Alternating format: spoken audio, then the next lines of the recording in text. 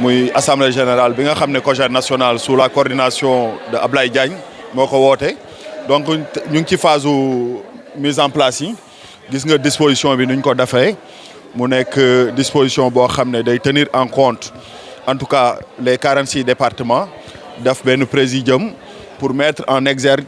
ndaw yi nga xam ne ñoo woote tey aussi mettre en exergue les 46 départements qui seront symboliquement représentés par leurs délégations respectives. En plus de cela aussi, yow coordonnateur national de la COJER Ablaye Diagne incha allahu rabbi ndaw 45 départements yooyu ñoo lay wër fële ca présidium bi ak les 14 orateurs des 14 régions. En plus de cela aussi disposition bi la presse sera là donc délégation yi aussi prévoir nañ ci biti. ak au-delà même salle kii comment dirais-je espace bi d'autres délégations yoo xam ne dañuy nekk ci biti ñaari porte nag lañ ibbi mooy porte bi pour les responsables pour rek préparatif journée wu suba si monsieur le coordinateur à vous la parole. Mon frère Pape Moussa, merci beaucoup.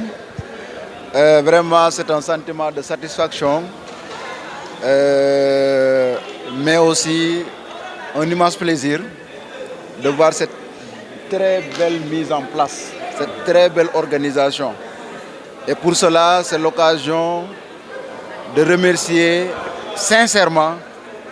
toute la jeunesse républicaine, en particulier la commission d'organisation, mobilisation,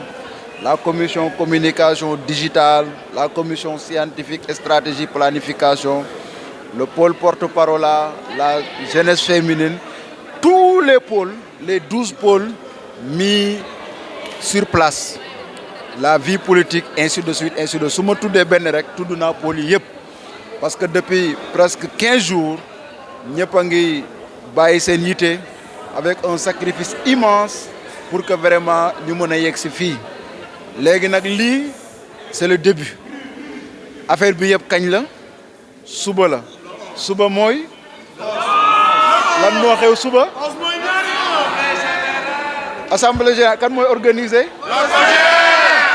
pour kan. pour Macky Sall. C'est l'occasion aussi vraiment de saluer la présence et le soutien quotidien de notre grand frère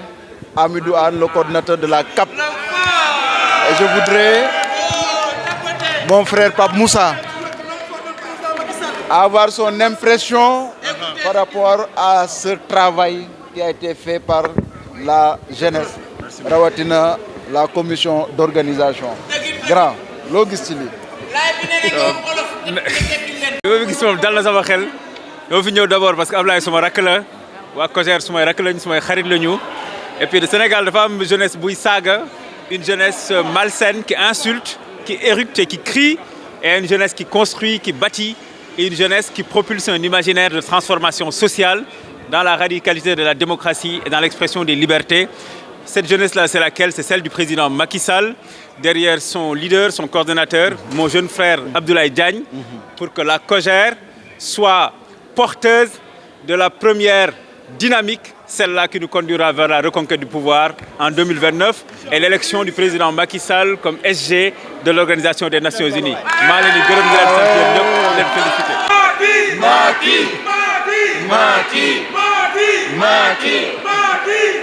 Donc nous donnons rendez-vous à toutes les jeunes des 14 régions, les jeunes des 46 départements, demain à partir de 10 h au siège du parti pour que vraiment ñu taxaw gën a soutenir le président Macky Sall mais aussi gën a soutenir nos camarades détenus demain de 10 h ba 20 h ñu nag yéen fii ci siège APR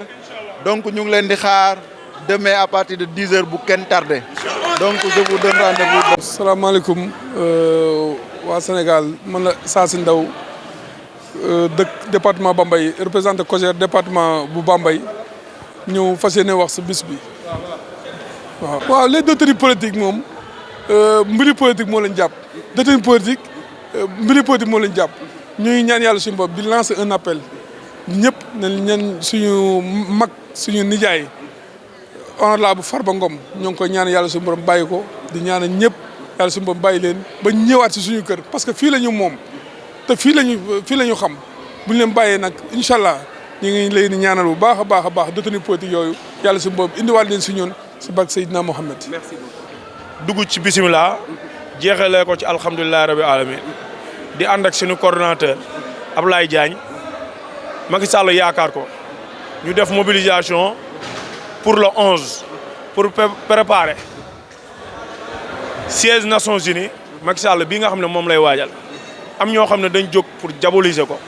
moom nag mu woow ci ndaw Sénégal bi yëpp diaspora bi ñu ñëw teewee suba le 11 pour am taxawaay boo xam ne ni président Macky Sall ndawu Sénégal ñoo pare pour accompagner ko ci biir Nations Unies. Nougu Mbodj nekk responsable politique Alliance pour la République département de Dagana commune de Richard Toll. al mooy président Macky Sall bu muy génn ci réew mi kilifa diine dañ ko ñaanaloon ni que fi nga li nga bàyyi li ngay amee ji mooy daax loolu may wane ne suñu borom bàyyiwu ko ndax ku xam président Macky Sall étant lycée université premier ministre ministre énergie machin sant yàlla président assemblée nationale ba président de la république pendant 12 ans mu téye réew mi si jom téye ko si fulla téye ko si fayda téye ko nag si defar réew mi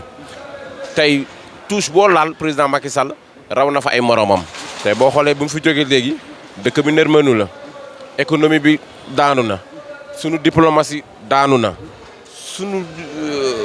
sunu émergence bi ñu doon woote mi ngi nërmeelu loolu nag lu ko mën faj mooy dañ koy ñaanal incha allahu rabbi secrétaire général des Nations Unies nga xam ni moo yor mbootaayu xeet yi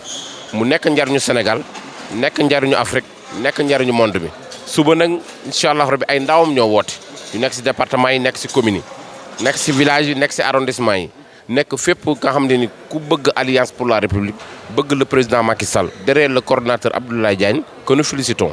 parce que il a osé lii mooy xale da ngay jéem na te ñun incha allahu rabbi ñun ñëpp duñ ko seetaan ndax ñun ku dagg sunu yaram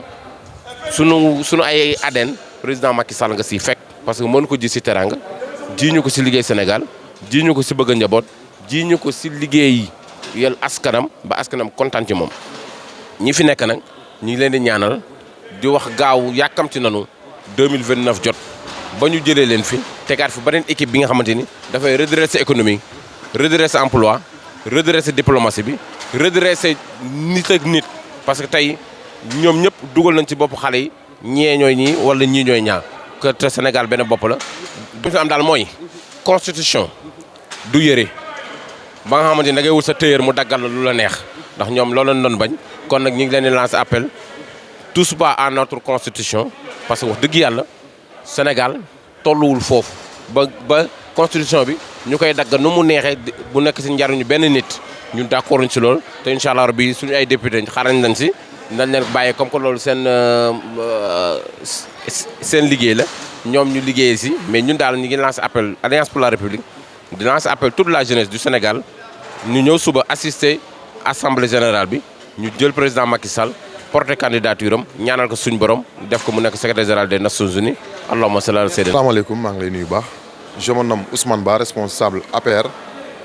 au niveau national mais aussi dans le département de Nioro en particulier commune bu Kër Maba Diakhou gëm naa ne li ñu boole fii yëpp benn objectif la mooy le président Macky Sall en premier point mooy li jëm ci candidature am tey mën naa wax ne le département de Nioro ku ne Nioro ne Kaolack tey ñun ñëpp sentir nañ ne départ am carrément nu mu feeñee ci réew mi parce que si on dit le bassin arachidier ñu ngi xalaat baykat yi bay nañ seen i gerte seen i dugub seen i mboq ak lu mu mënta doon li jëm ci meññeentef bi jógee ko ci kaw suuf tey ñu ngi ko garder mënuñ ko utiliser amaana ñu bëri li ñu yoroon dañ ko mujj a wanteer sax ba sànni ko kon ñoom tey ñoo gën a yàkkamti le retour de président Macky Sall